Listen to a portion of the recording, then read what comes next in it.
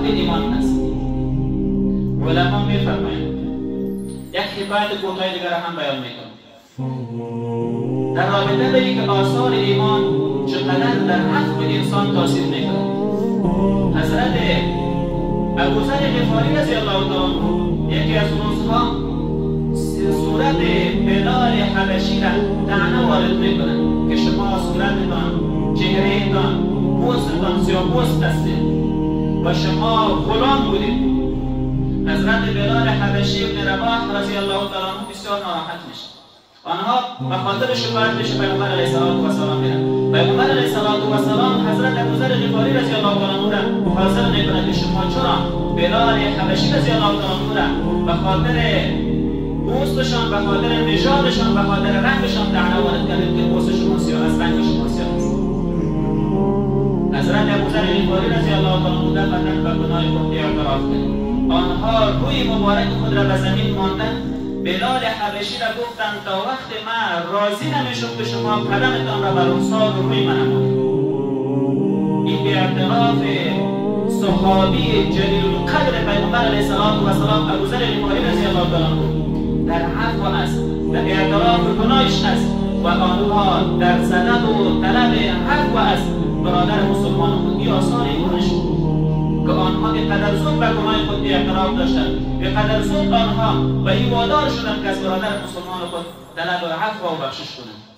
علما می‌فرمایند انسان که متشکل است از روح، از قلب و از اندام‌ها است. اعضای عمده انسان روح انسان است، قلب انسان است و جوارح و اندام‌های انسان است. تا وقت را انسان به سعادت دنیا و آخرت نمیرسند تا که روح انسان، قلب انسان، اندام‌های انسان متناسب نباشند، یعنی با هم برابر نباشند، با هم موافق نباشند. اما ما سر خود تجربه کنیم که قلب ما امرای اندام ما با کدام اندازه موافق است. قلب ما یک چیز میگه، اندام ما دیگر کار انجام میده. اندام که کدام کار انجام میده قلب درش موافق نمی باشد بسیار بخون، اما اندام انجام میده. علما میگن چطور میشه که قلب انسان، روح انسان، اندامهای انسان با هم موافق شوند؟ میگه وقتی که انسان مسلمان شد. اما ما شما بالاتر از 1.5 میلیارد مسلمان در دنیا داریم. 15,000 میلیون مسلمان در دنیا وجود دارد. ما شما میبینید که انسان‌هایی که قلب و روح اندام‌هاش کلش همدیگر موافق باشه، یعنی زبان قلب شکلی باشه، آسان بسیار کم. پس ما شما چنین انسان‌ها را مسلمان گفته می‌تونیم؟ بله، اما مسلمانی بسیار ضعیف، اما با ایمانی بسیار ضعیف. با ایمان سخن نخیر برو خلیفه شو، بخشش باشه. علما می‌فرمایند انسان‌ها 5 قسم حواس دارند. ما شما حس شامه داریم، بوی می‌کنیم یک چیز را. حس لامسه داریم، به واسطه لمس خود یک چیز را می‌فهمیم. حس سامعه داریم که به واسطه گوش خود یک چیز را می‌شنویم، به واسطه چشم خود می‌بینیم، به واسطه زبان و ذائقه یک چیز ما معلوم می‌کنیم. اما علما میگن تا وقت را انسان به ثمرات ایمان نمی‌رسد تا که انسان حس ششم نداشته باشه.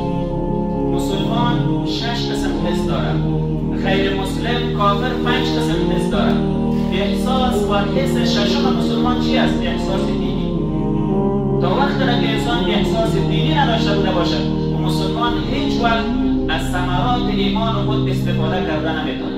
ما در زندگی انفرادی و خانوادگی و اجتماعی خود احساس دینی داشته باشیم. چی معنا؟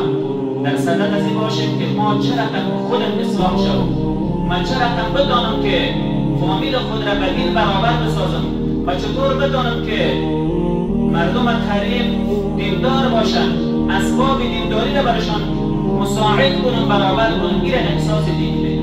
و چطور میدانم که من فایده دینی بر یک مسلمان برسانم، ولو که در غرب باشه و در شرق باشه، در جنوب و در شمال دنیا باشه. و چطور میدانم که یک فایده دینی بر یک مسلمان برسانم؟ این احساس، این حس ششم میگن.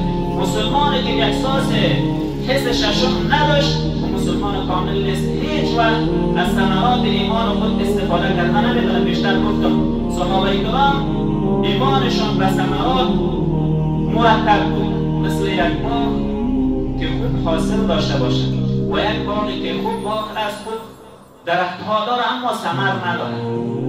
ما شما باغی که ثمر نداشته باشد، درختی که ثمر نداشته باشد، در صدد از این باشید که اون باغ پر ثمر بسازید. ایمان ما وقتی پر ثمر میشه که ما احساس دینی داشته بوده باشیم. الله متعال جل و علا شانه در تمامی ابعاد زندگی ما شما را احساس دینی نصیب بده. و آخر دعوانا الحمد لله رب العالمین.